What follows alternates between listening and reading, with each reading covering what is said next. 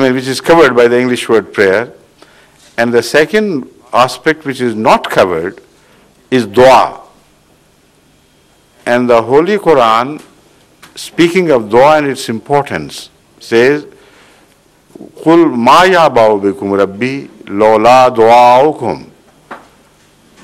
Tell them, what would God care for you? Why should God care for you if you don't pray to Him? This is not worship here. It is dua. In stress, in all sorts of problems, when you pray to Allah, He listens to you.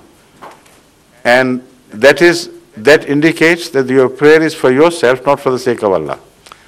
The Holy Quran says, Ud'uni astajib lakum. Pray to me, and I am going to answer that prayer. Now, this is a very vast subject which cannot be dealt with here. I have been speaking on this subject during my sermons, Friday sermon khutbah, and it turned into a long series. So if you could have access, and you can easily have access to those video and audio recordings, then find time to listen to them from beginning to the end. Inshallah. Inshallah, most of your questions will be answered there. Thank you. Alhamdulillah. Thank you. Assalamu alaikum, sir. Wa alaikum salam. We have a couple of questions from a guest in the audience, Mr. Munir Muhammad. Written question is put forward. Right. The first is, how can you define ahmadiyyat in the world of Islam? How can you define Islam? This is the question. We believe that Ahmadiyyat is Islam and nothing more and nothing less. So whatever the definition of Islam is, Ahmadiyyat fits in perfectly without any of its borders shadowing across or getting across the boundaries of Islam, nor any of its part not touching the boundaries of Islam. So it coincides perfectly and completely. But that is a question which may be debated by others. They say you are wrong in that claim, but this is our claim. Right? The second question is, do you see Ahmadis working together with Malika or Shias or other sects within Islam together in the future? Already I have answered this question. Ahmadiyyat has always taken the stance that the unity of the millah, that is the Muslim ummah, is highly essential for the benefit of Islam itself.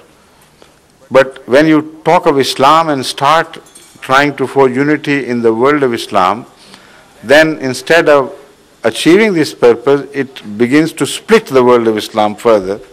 And in the name of religion, many views are put across with such enthusiasm and sometimes with such frenzy that the very concept of unity is washed overboard in blood. So that is why Ahmadiyya community has always emphasized the realization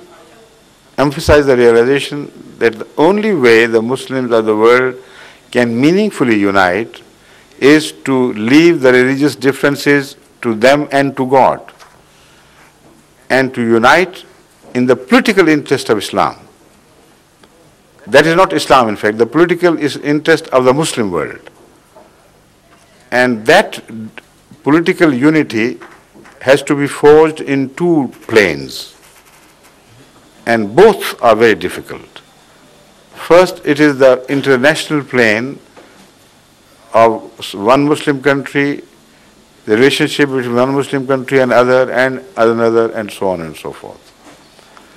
Now, this is a very difficult task. Whoever undertakes this will not find it an easy task. There are rivalries which are historic rivalries between Iran and the Arab world. Now, they have been further compounded by their religious differences. Most of the Arabs are Sunni Muslims and the most of Iran is Shia Muslim. So the rivalries do not remain confined to these religious differences at all.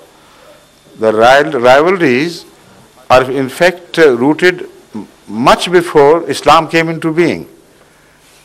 You know, Arabs and the Persians and the attitude of the Persians towards Arabs as small things, the Bedouins, the nomads, who had no civilization, that created many a problem between the Arabs and the Iranians, and this question has not died.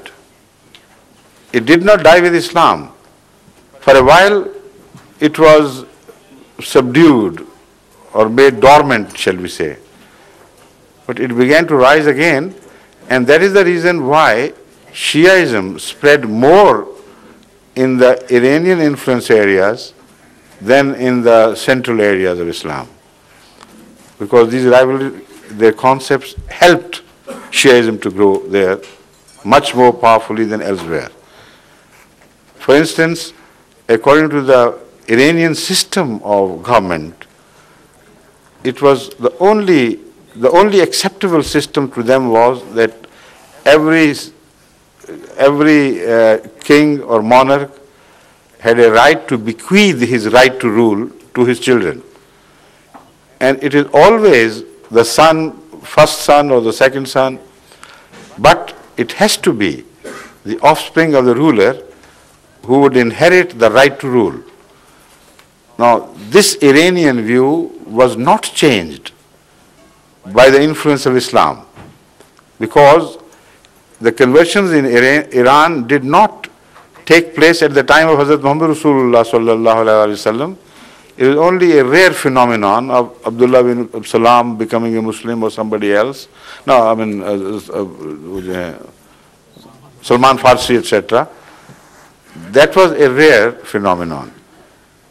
But when mass-scale conversions took place, this was a time when the center of Islam had already got split into two different fractions.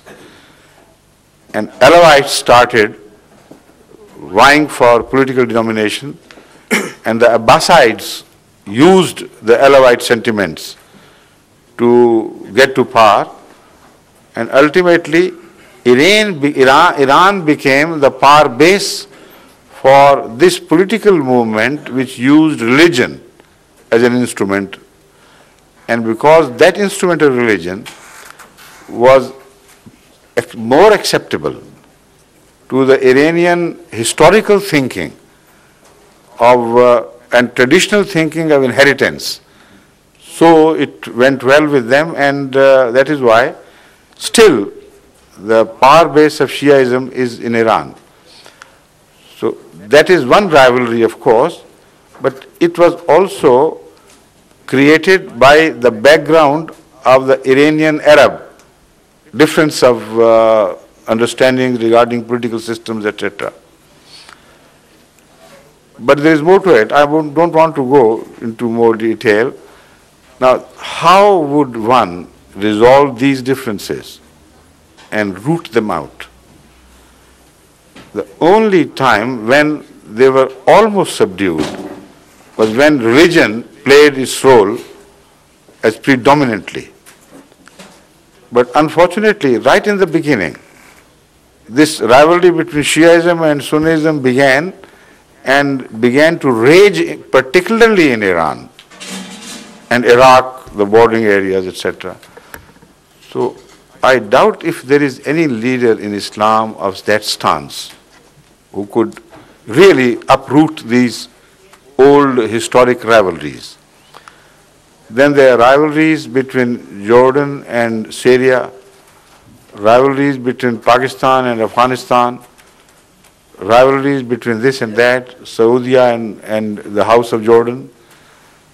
So these are the issues. The only way, I think,